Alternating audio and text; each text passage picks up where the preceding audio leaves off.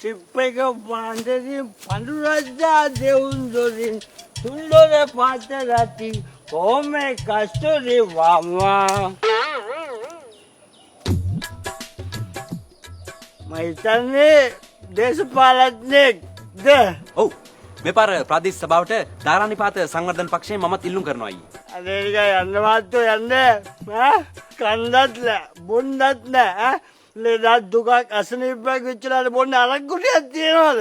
තියනවා ගණන් වේදනාව කතා කරන්නේ මේක කාලා තියන්නේ නාන වේදනාව කතා කරන්නේ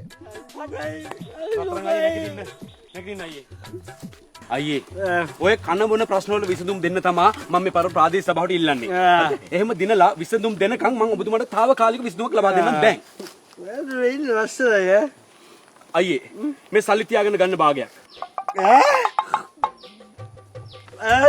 දුක දැස්ත රත්තරන් තවුන අදුනක් තියෙනවා දැන් මට කටේ දැන්ගා දැන් මේ අදාළ දවසේ මම ඔබතුමාට දැනුවත් කරන්න අනිවාර්යයෙන්ම. අනිවාර්ය කියනවනේ. අනිවාර්යයෙන්ම. එහෙනම් ජය වේවා. එහෙනම් ජය වේවා. දවිලිස්සු දුක දැන්න හදවතක් තියෙන රත්තරන් මිනිස්සෙක් ආදරේ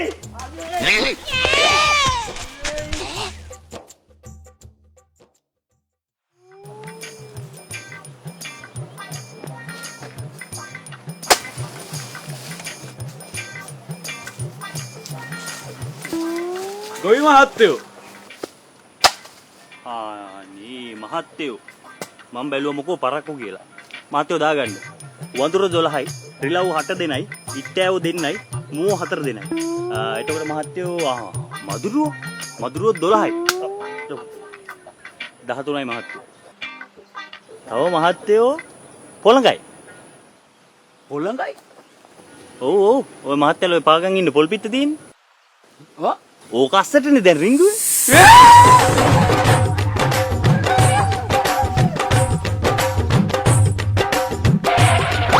මහත්තයෝ ඔය පළු ගහ පැත්තට දුවන්න එපා. උතන තනි අලියා හිටියා.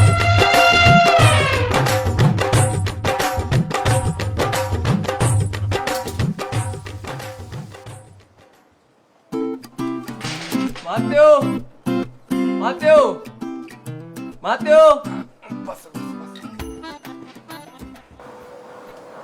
කවුද ඔබතුමන්ලා? මහත්මයා අපේ ධාරානිපාත සංවර්ධන පක්ෂයෙන් මේ පාර ප්‍රාදේශ සභාවට මමත් තරගව දිනවා. කතා කරන්න එපා මහත්තයෝ. දේශපාලනය ගැන නම් අපේ කිසිම උනන්දුවක් නැහැ. අපි කිසිම කෙනෙකුට ඡන්දෙ දෙන්නේ නැහැ. කිසිම කෙනෙකුට නැහැ.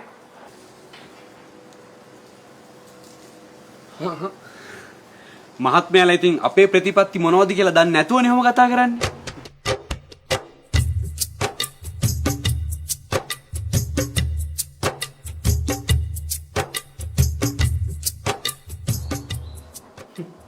උතුම් ආර්ථික ප්‍රතිපත්ති ගොඩන්නේ මහත්තයෝ මේකේ තියෙන්නේ. ඔබතුමන්ලා මේක පැහැදිලි කරලා දෙනකන් අපි හැමෝම අන්ධයෝ වගේ හිටියේ. බලන්න එපැයි දැනුම. මහත්තයා බය වෙන්න එපා. මේ පාරේ ඡන්දේ මහත්තයාටමයි. ඕන උදව්වක් තිබ්බොත් කියන්න. ඕන උදව්ව. ඉතින් බලන්න කණ්ඩකෝ. කණ්ඩ.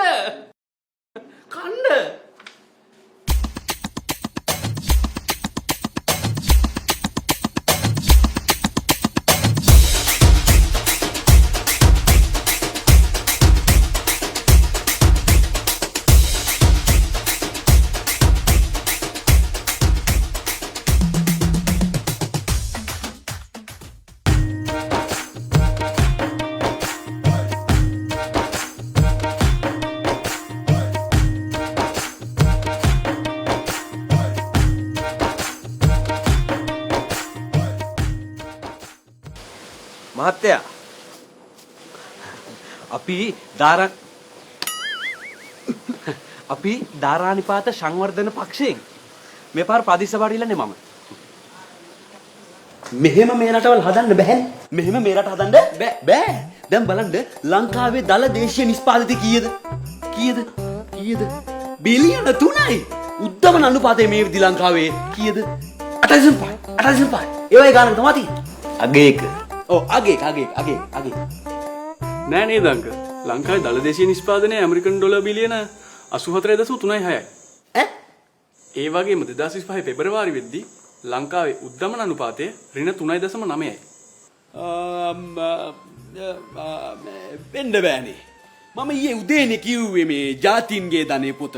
කවුද මේක ලිව්වේ මේ කවුද ඒක ලිව්වේ? ඇඩම් ස්මිත් තමයි ලිව්වේ ජාතින්ගේ ධනේ පොත. ජාතීන්ගේ ධනේ පොත ලිව්වේ ඇඩම් ස්මිත් නෙවෙයි. ඇඩම් ස්මිත්. ඇත්තද ලේකම් මල්ලි? ඇඩම් සුමිත් නෙමෙයි ස්මිත්. නේ? දැන් ඔය රටේ ආර්ථිකයේ පැත්තකින් තියන්නකෝ. ගන්නකො බිස්නස් පැත්ත. කවුද බිස්නස් එකක් පටන් ගන්නකොට සුදු අත විශ්ලේෂණය කරන්නේ? කවුරුත් කරන්නේ නැහැ. සුදු අත නෙවෙයි අංකල්. ෂදු අත. ඒ කියන්නේ ශක්තියින් දුර්වලතා අවස්ථා තර්ජන කියන එක. හරි ඒ වුණාට ඉතින් ලංකාවේ මොන බිස්නස් එක කරත් ලංකාවේ මූල්‍ය ස්ථායීතාවය පවත්වාගෙන නියාමනය කරන්නේ ලෝක බැංකුවනේ. ඒක කරන්නේ ලෝක බැංකුව නෙවෙයි. ඒක කරන්නේ ලංකාවේ මහ බැංකුව. ඒක හරි පුතා. ඔය මේ මහ බැංකුවට ඔය IFM එකේ ණය ගෙවන්නවත් අතේ සල්ලි නෑ. IFM නෙවෙයි අංකල්. IMF. ඒ කියන්නේ ඉන්ටර්නැෂනල් මොනිටරි ෆන්ඩ්. ෆික්ස් එකතුමා මේ ඔය ඔක්කොම මේ ආර්ථිකයි ඔක්කොම අතහැරලා දාන්නකෝ. දැන් ගන්නකෝ දැන් හදන ළමයි වැඩි හිටියන්ට කරු කරන්න දන්නේ නැහැ. එකට එක කියාගෙන එනවා දෙමාපියන්ට කරු කරන්න දන්නේ නැහැ. තාත් එහෙනම් මං ගිහිල්ලා එන්න.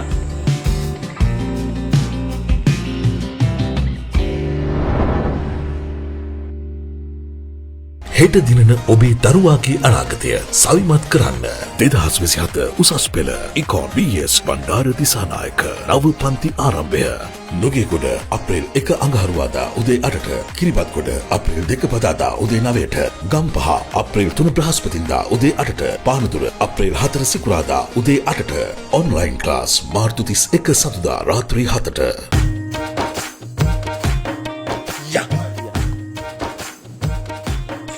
ඔඩයක් සුදු අතරේ ගත් කියලා ඇදියොතත් නැති වෙනවා තාපු. තොපි දෙන්නත් හෙට ඉඳලා බණ්ඩාර දිසානායක සර්ගේ පන්ති යන්න ලෑස්ති වෙනවනේ හරිද?